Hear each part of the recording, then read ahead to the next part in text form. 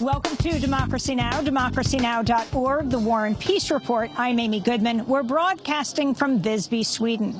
Israel's threatening new attacks on the occupied territories following the killing of 3 Israeli teenage settlers. Thousands of Israelis attended the victims' funeral on Tuesday, one day after their bodies were found near the West Bank town of Hebron. Speaking after the service, the Israeli Defense Minister Moshe Ya'alon vowed to exact revenge on Hamas. The operation against Hamas has not ended. It will continue. We will continue to act against Hamas to strike its people. At every opportunity and every place, the organization will pay a heavy price for its actions. Israel has blamed Hamas for the teens' murders without providing evidence. Hamas has denied involvement. On Tuesday, a little-known group called Supporters of the Islamic State claimed responsibility and threatened to attack the Palestinian Authority. The Israelis' funeral came as Palestinians held a funeral for a Palestinian teenager killed in an Israeli raid on the town of Jenin.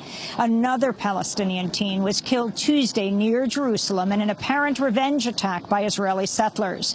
Clashes erupted in East Jerusalem earlier today, with Israeli forces firing rubber-coated bullets on Palestinians, injuring up to 30 people.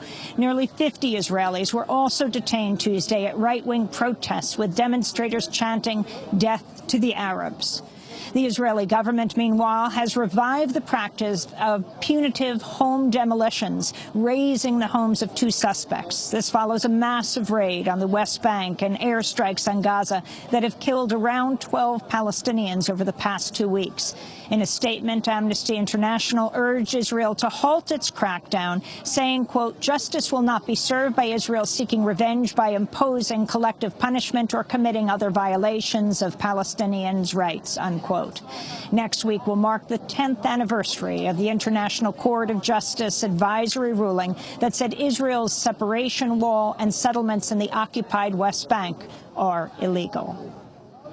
Iraqi lawmakers have broken off talks to form a new government on the opening day of negotiations. Sunnis, Shiites, and Kurds are all pushing different candidates for the posts of prime minister, speaker of the parliament, and president.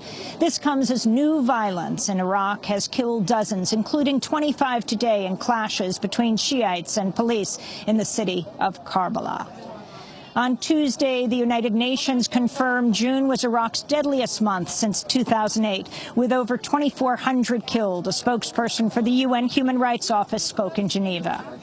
In June, a total of at least 1,531 civilians were killed. The last time such a high number of civilians was killed in Iraq was in 2007, in a single month. An additional 886 members of the Iraqi security forces were killed. Another 1,763 civilians were injured in June. We are consistently receiving reports of civilians being targeted, kidnapped, harassed, and killed by ISIL forces, and of indiscriminate shelling of civilian areas.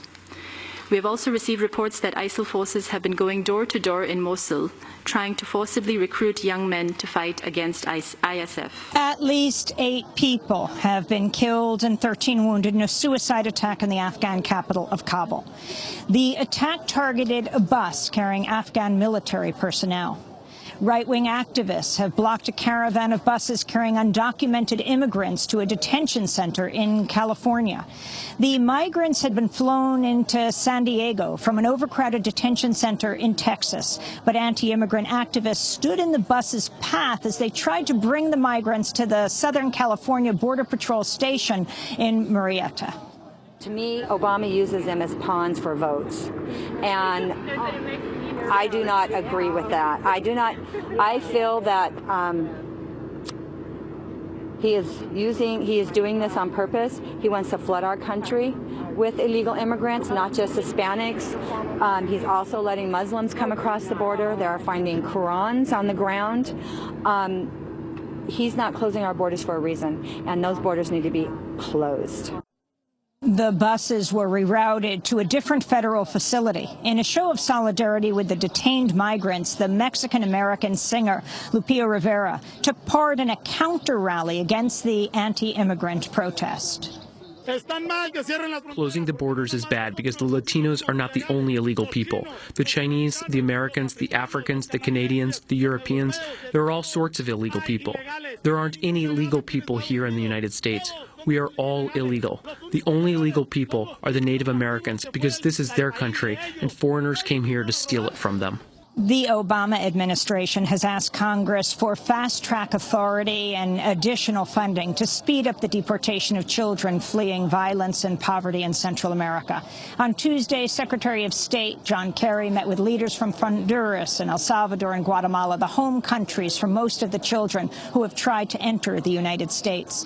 Speaking in Panama, Kerry said the U.S. will help tackle the causes of the immigration crisis, but renewed vows to continue the deportation.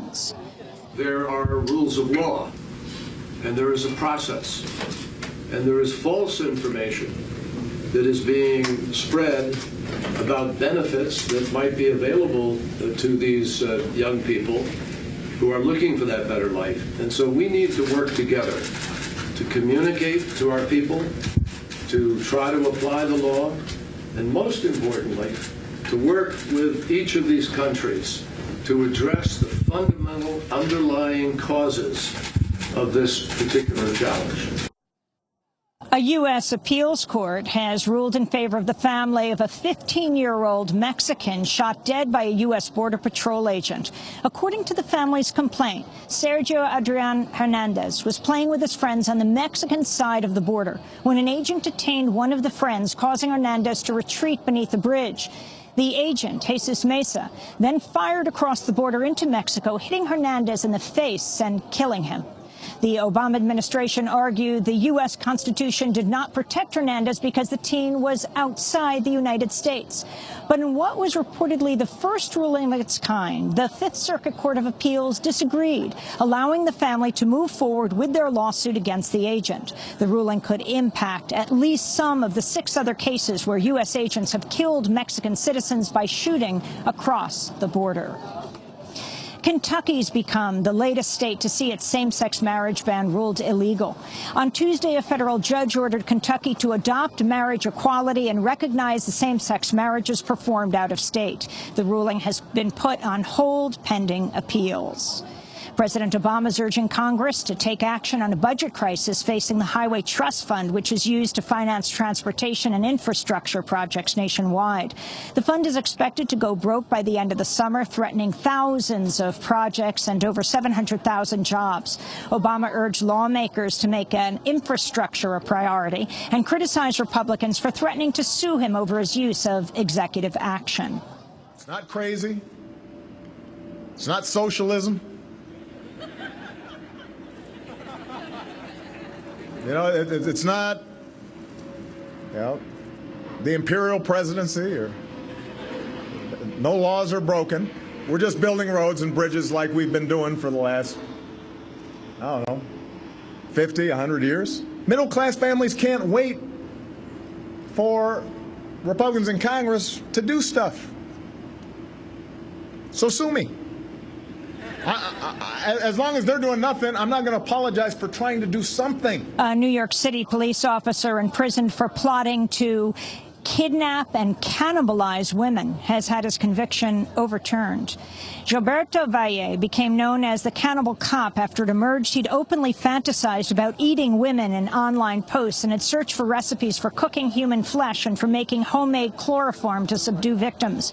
But on Tuesday, a district judge ruled Valle's posts amounted to fantasy role play, not an actual crime. He made a brief statement outside the courtroom.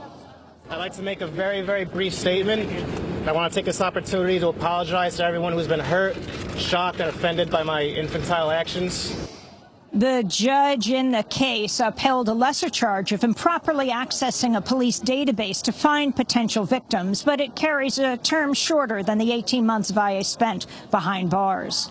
6 Los Angeles Sheriff's Department officials have reportedly been found guilty of obstructing a federal probe into the abuse of prisoners and other misconduct at county jails. More than a dozen officers were indicted last year following a multi-year investigation into the systemic abuse of prisoners. The charges carry a maximum sentence of 15 years. And tens of thousands, possibly hundreds of thousands, rallied in Hong Kong Tuesday in a call for democracy free from Chinese control. Pro-democracy activists have been organizing for local elections, prompting China to declare it has ultimate authority over the city-state. More than 500 people were arrested. It was Hong Kong's largest protest in a decade. And those are some of the headlines. This is Democracy Now!, democracynow.org, The War and Peace Report. I'm Amy Goodman. We are broadcasting from the Swedish city of Visby on the island of Gotland, located about 60 miles off the southeastern coast of Sweden in the Baltic Sea. We're in the middle of an event called Almedalen Week. It's a week-long political festival, perhaps unlike any other in the world. Over 25,000 people are gathering here on Sweden's largest island to hear political speeches and take part in seminars. Every Swedish political party is represented here, from the Social Democrats to the Greens to the Feminist Initiative Party. Hundreds of political organizations are also here for this huge open-air democracy festival. Well, we